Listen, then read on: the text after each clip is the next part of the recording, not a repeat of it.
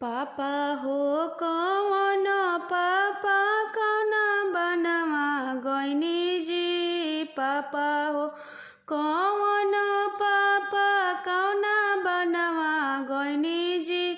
कौना बन के बसवा आंगन में ले आइनी जी। कौना बन के बसवा आंगन में ले आइनी जी। चाचा हो कौन चाचा कौना बनवा गइनी जी। चाचा हो कौन चाचा कौना बनवा गइनी जी।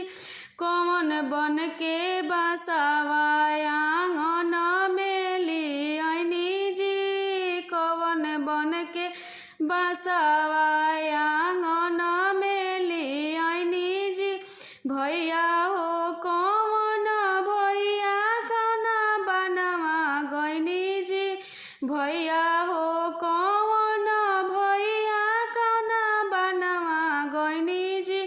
कौन बन के बसवा आंगन में ले आइनी जी। कौन बन के बसवा आंगन में ले आइनी जी। बेटी हो अपन बेटी बिंदा बनवा गइनी हो।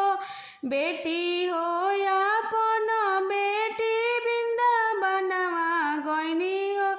बिंदा बन के बसवा आंगन में ले आइनी हो। बिंदा बन के बसवा आंगन में ले आइनी हो। बहिनी हो कौन बहिनी बिंदा बनवा गइनी हो।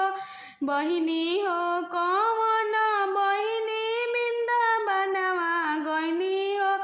बिंदा बन के बसवा आंगन में ले आइनी हो। बिंदा बन के बसवा आंगन में ले आइनी हो। आंगन